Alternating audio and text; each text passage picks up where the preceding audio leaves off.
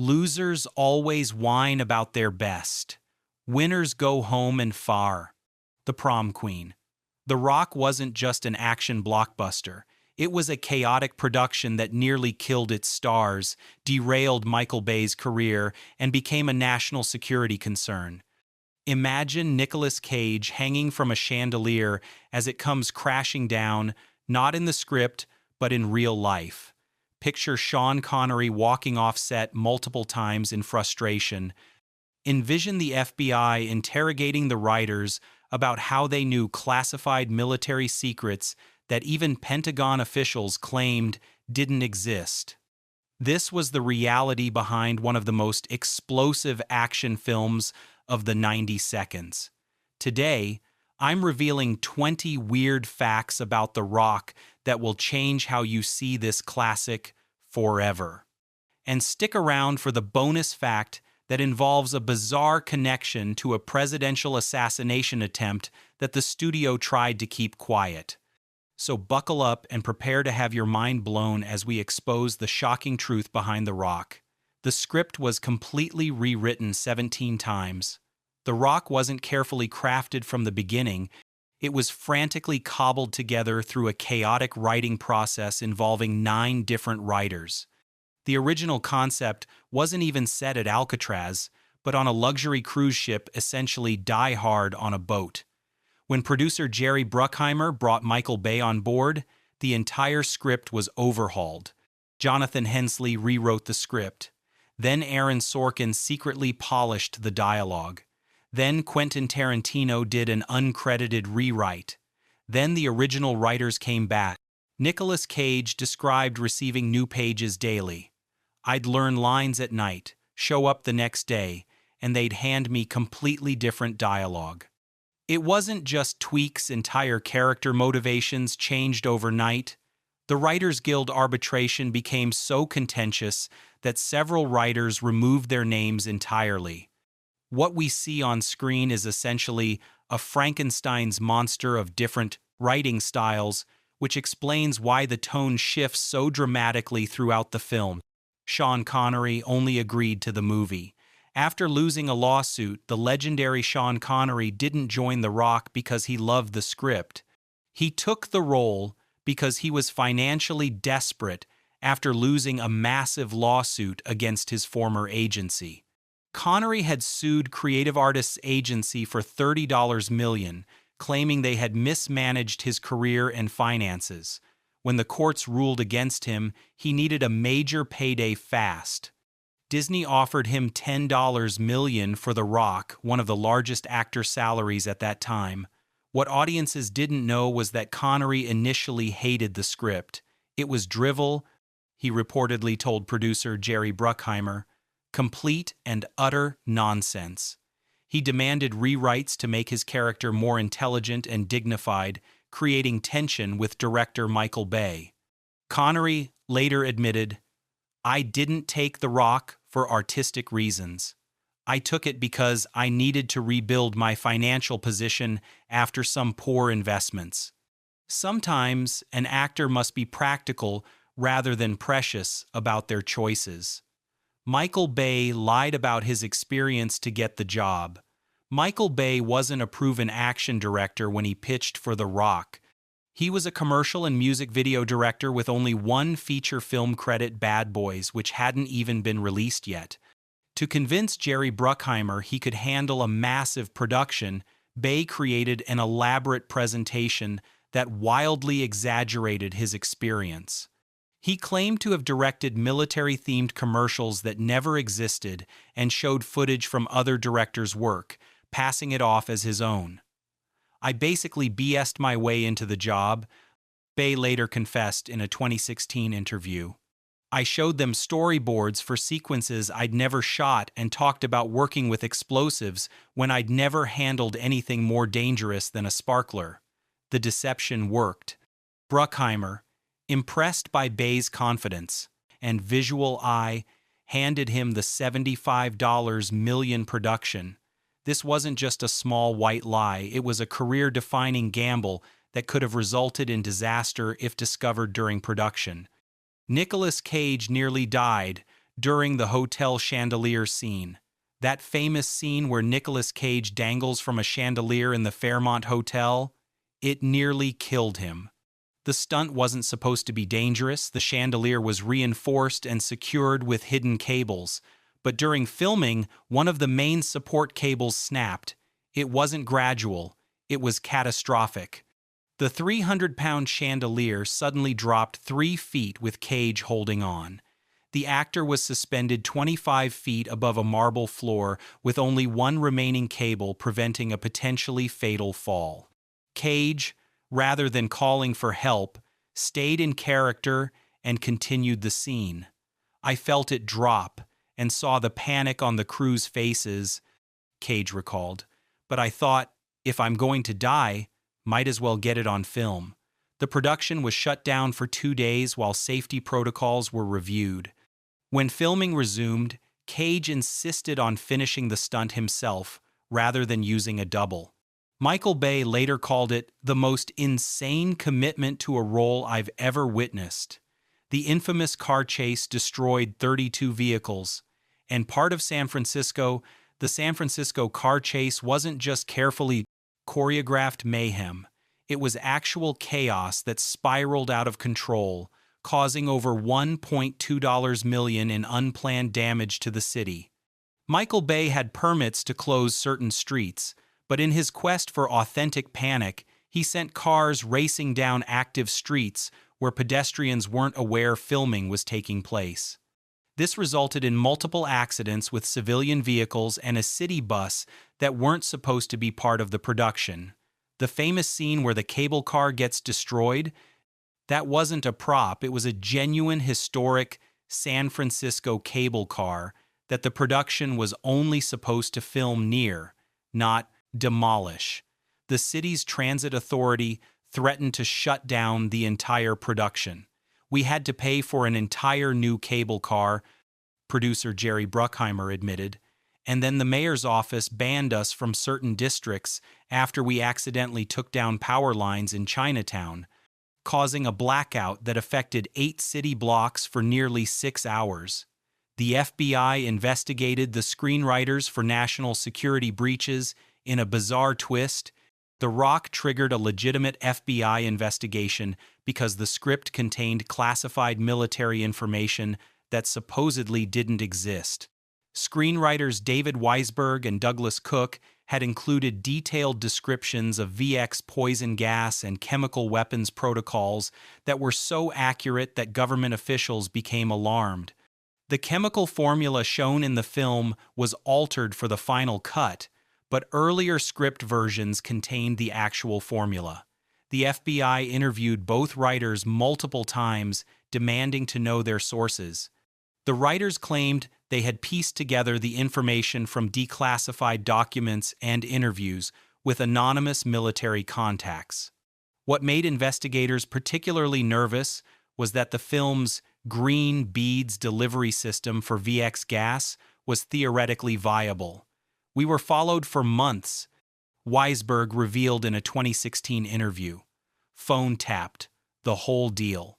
The irony is, we thought we were writing fiction, but apparently we had stumbled onto something very real that the government didn't want discussed. The actors performed with live ammunition during some scenes. Michael Bay's obsession with authenticity crossed into dangerous territory when he insisted on using live ammunition for certain scenes to capture genuine reactions from the actors. During the scenes where rockets are fired into the prison cells, the production used actual rocket-propelled flashbang grenades rather than traditional special effects. The heat was so intense that it melted camera equipment and left actors with minor burns. For the sequence where bullets ricochet around the shower room, Bay had stagehands firing real bullets into steel plates just off camera. Several crew members walked off set in protest of these unsafe conditions. Sean Connery confronted Bay about these methods. "You're going to get someone killed for the sake of your bloody realism." Bay reportedly responded, "That's what makes it look real."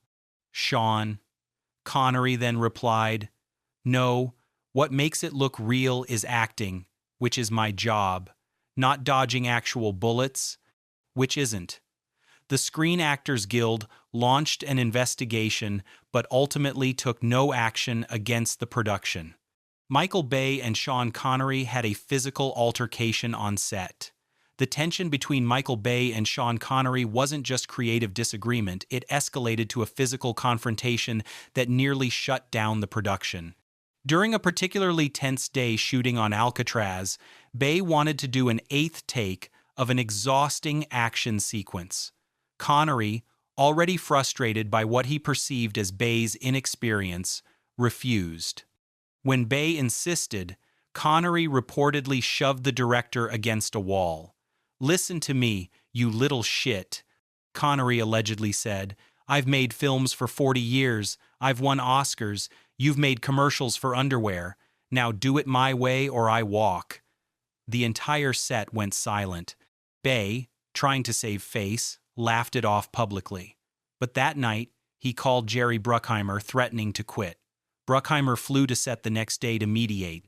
To ease tensions, Bruckheimer arranged for Bay and Connery to share a bottle of Connery's favorite scotch in the actor's trailer. Whatever was said in that meeting worked. They emerged with a begrudging respect that lasted through production. The real military advised against the film being made. The Department of Defense initially agreed to provide technical support and equipment for The Rock, but withdrew all cooperation after reviewing the final script. Military advisors were troubled by the portrayal of decorated Marines as terrorists willing to attack American civilians. They were particularly concerned about General Hummel, a highly decorated officer who turns against his country even if for sympathetic reasons. A Pentagon consultant wrote in an internal memo, "This film portrays the very people who defend our nation as its greatest threat. We cannot be associated with a narrative that suggests our best soldiers might become our worst enemies." When the military pulled support, the production had to scramble. They hired retired Navy SEALs as consultants and rented military equipment from private collectors and foreign armed forces. Some scenes used vehicles and weapons that would never actually be found on a U.S. base, but belonged to former Soviet military stock. Ed Harris, who played General Hummel, later revealed he received angry letters from military families upset at how the film portrayed elite soldiers. A major plot twist was cut at the last minute. Here's something almost nobody knows. The Rock originally had a completely different twist ending. In the final cut, we learn Sean Connery's character was a British spy, but in the original script, he was actually an American double agent working for a secret government division. The twist revealed that Womack, John Spencer, and Mason Connery had been running an off-the-books operation for decades, and Alcatraz was just one of many black sites they maintained. This twist explained why Mason had been imprisoned without trial and why Womack was so desperate to keep him under control.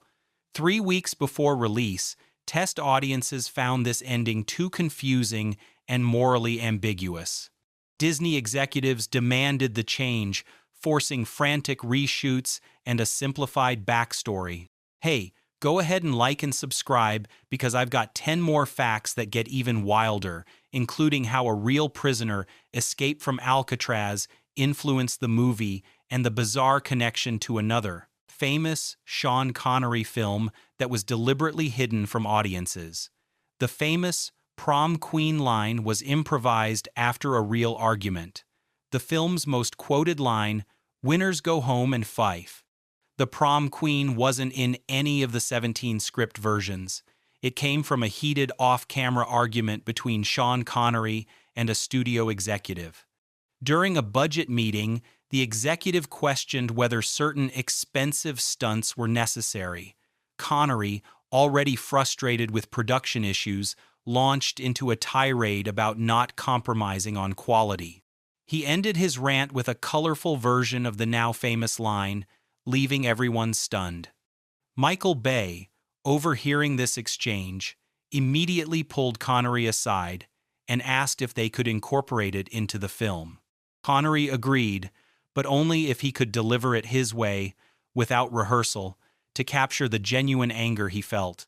The reaction from Nicolas Cage in that scene is completely authentic. He had no idea Connery would deliver the line with such venom. The slight smile that crosses Cage's face wasn't acting, but genuine appreciation for Connery's intensity. Bay kept it in because it perfectly reflected the begrudging respect developing between their characters. Nicolas Cage based his character on the Beatles.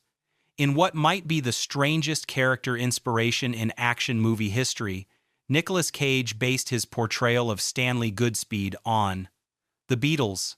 Not one Beatle in particular, all of them combined.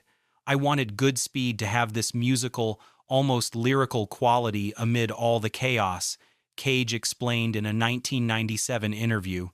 John Lennon's intellect, Paul McCartney's nervousness, George Harrison's spirituality, and Ringo's everyman quality.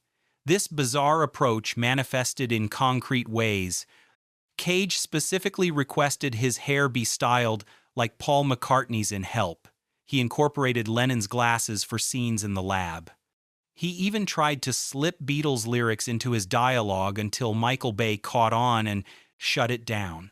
Most notably, Cage insisted that Goodspeed be a Beatles fan in the film, leading to the detail about his vinyl collection and the Abbey Road poster visible in his apartment. The character's full name, Stanley Bernard Goodspeed, was Cage's creation, with the middle name chosen as a nod to Beatles manager Brian Epstein. The film's ending was filmed, in secret against studio orders. The emotional ending where Goodspeed finds the microfilm with Mason's family location wasn't supposed to exist. Disney executives had mandated a different ending, where Mason sacrifices himself to save San Francisco, dying heroically. Michael Bay and the actors hated this ending, feeling it undermined the father-figure relationship developed between Mason and Goodspeed, so they conspired to film their preferred ending in secret. Using their own money and a skeleton crew, Bay, Connery, and Cage met at Fort Mason Park one Sunday morning when they were supposedly off. They shot the microfilm scene in just 2 hours with a single camera, no permits, and no studio oversight. When it came time to deliver the final cut, Bay included both endings for the test screening, but deliberately sabotaged the studio's preferred ending by using unflattering angles and poor lighting. Predictably, audiences preferred the unauthorized ending. When Disney executives discovered this manipulation, they were furious. Jerry Bruckheimer had to intervene to prevent Bay from being removed from the project just weeks before release. The film contains a secret tribute to a deceased crew member throughout the rock. Attentive viewers might notice the recurring appearance of a peculiar compass. This wasn't just a random prop, it was a heartfelt tribute to location scout Larry Pearson, who died in a car accident during pre-production. Pearson had always carried an antique brass compass that had belonged to his grandfather, a Navy man who had actually been stationed at Alcatraz during its prison years. After Pearson's death, his family gave the compass to the production as a memento. Bay incorporated the compass into the film in subtle ways. It appears as part of Mason's belongings when he's released from prison. It sits on Womack's desk during interrogation scenes. Most significantly, it's briefly visible in Goodspeed's pocket during the final escape sequence. None of these appearances are highlighted or explained. They're simply there as a quiet acknowledgement of the man who had scouted most of the film's locations before his untimely death. In the film's credits, if you look carefully, there's a simple dedication for Larry, who helped us find our way. Real Alcatraz prisoners served as consultants to ensure authenticity. The production hired 3 former Alcatraz inmates as technical consultants, including Darwin Kuhn, who had served 4 years on the island for bank robbery. These ex-prisoners revealed details that transformed the film. The scene where Mason describes the currents around Alcatraz came directly from Kuhn, who had meticulously studied the bay during his incarceration. The specific route Mason and Goodspeed used to navigate the prison's underground tunnels was based on actual prisoner knowledge of the facility. More disturbing was their input on the psychological aspects of imprisonment. The scene where Mason sits perfectly still in his cell while chaos erupts around him was inspired by a coping mechanism described by the former inmates, a meditative state they called going to the mainland in your head. The consultants were on set for all Alcatraz sequences, often stopping production to correct details. In one instance, they objected to how a cell door was being operated, explaining that the distinctive sound of Alcatraz locks was something every prisoner knew intimately. The sound design was subsequently changed. The film nearly caused an international incident. The Rock's portrayal of VX gas as a weapon of mass destruction created diplomatic tensions with several countries, particularly after a Japanese cult had used a similar nerve agent in a 1995 terror attack. When the film released internationally, the Russian government formally protested, claiming the movie revealed actual Soviet-era chemical weapon designs that were still classified. They demanded certain scenes be cut for Russian distribution. More seriously, intelligence agencies in the UK and US were alarmed when analysis of Iraqi weapons programs in the late 1990 seconds showed evidence that weapons scientists had studied the film. A UN weapons inspector reported finding technical notes that referenced specific scenes from The Rock as inspiration for delivery systems. This led to an uncomfortable Pentagon briefing where officials had to explain to Congress how a Hollywood action movie had potentially contributed to real-world proliferation concerns. As a result, the Department of Defense established new guidelines for how chemical and biological weapons could be portrayed in entertainment. Disney executives were reportedly called to Washington for a classified briefing on the matter, the contents of which remain undisclosed to this day.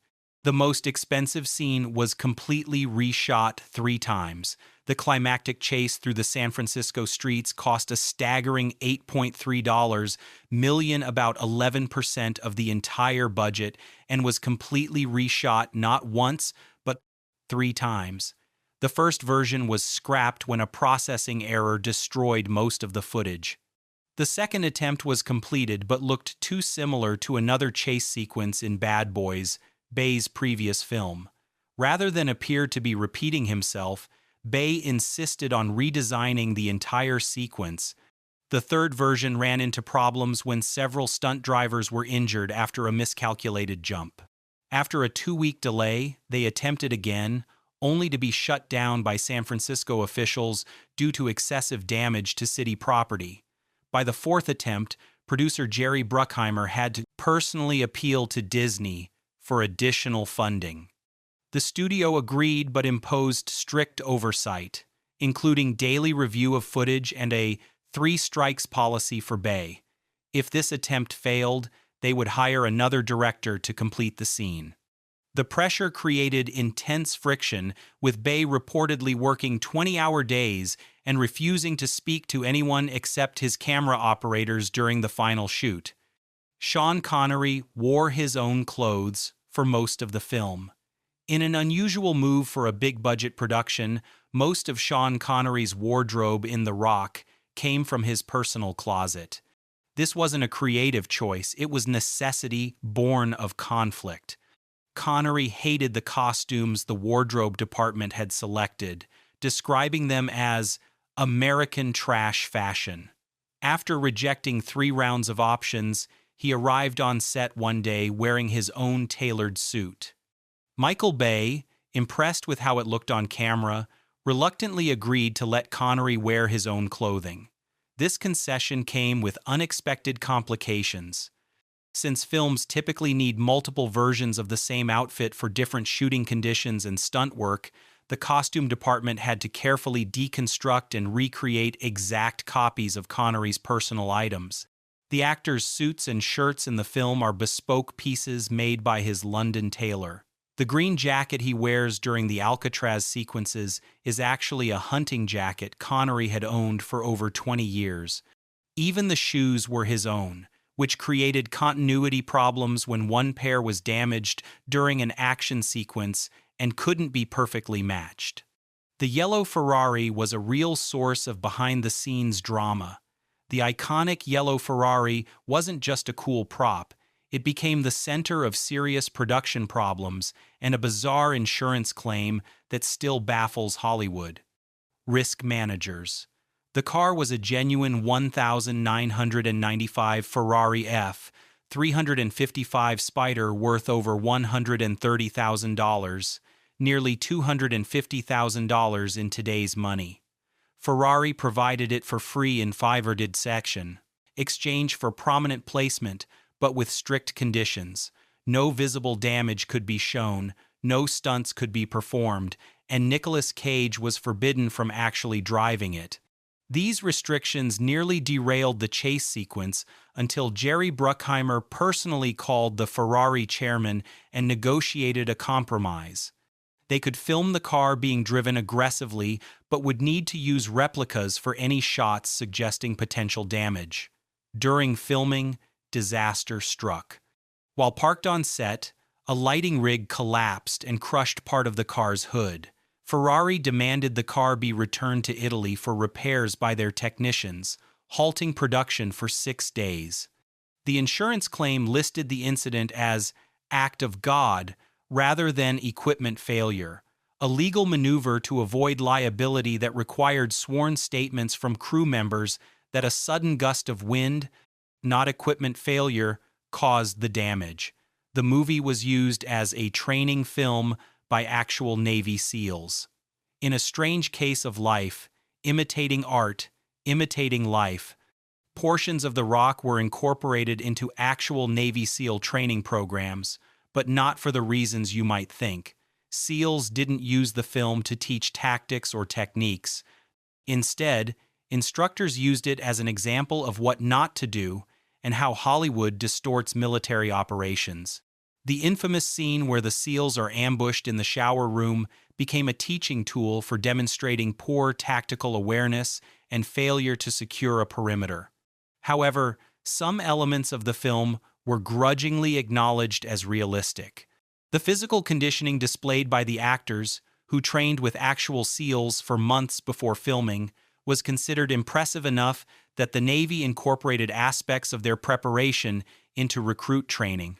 Most surprisingly, the fictional SEAL diver lockout chamber depicted in the film was so well designed, based on classified submarine technology, that engineers at Naval Special Warfare Command studied it for inspiration. A modified version of this fictional device was reportedly developed for actual special operations, though this remains officially unconfirmed.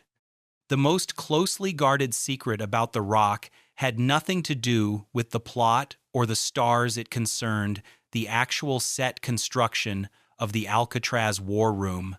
When building the military command center inside Alcatraz, the production designer purchased surplus equipment from a recently decommissioned Navy facility to create an authentic look. Unknown to the filmmakers, some of these items contained actual classified circuit boards and communications equipment that hadn't been properly decommissioned. 3 weeks into filming, military officials arrived unannounced and seized several pieces of the set. The production was temporarily shut down while investigators determined whether national security had been compromised. The most alarming discovery came when technicians realized one prop, a seemingly innocent radar console, contained functional encryption hardware that could potentially intercept certain military communications. How this equipment ended up in a government surplus auction remains unexplained. This incident led to a comprehensive audit of how military equipment is disposed of and stricter protocols for selling surplus electronics. To this day, military technical advisors for films are required to inspect all purchased surplus equipment before it can be used on camera. The Rock wasn't just another 90 seconds action movie. It was a turning point in how Hollywood approached action filmmaking, blending practical stunts with emerging digital techniques, pushing the boundaries of what could be shown on screen, and accidentally revealing military secrets in the process. What began as a troubled production plagued by rewrites, injuries, and FBI investigations ultimately became one of the defining action films of its era. It launched Michael Bay's career, rejuvenated Sean Connery's appeal to younger audiences, and solidified Nicolas Cage as an action star. The film's legacy extends beyond entertainment into actual national security protocols, military training programs, and even weapons development policies. Few Hollywood productions can claim to have influenced Pentagon briefings or international arms control discussions. If you enjoyed these shocking revelations about The Rock, smash that like button and subscribe for more videos exposing the wild, weird, and sometimes dangerous truth behind your favorite films. Remember, the most explosive action often happens when the cameras aren't rolling.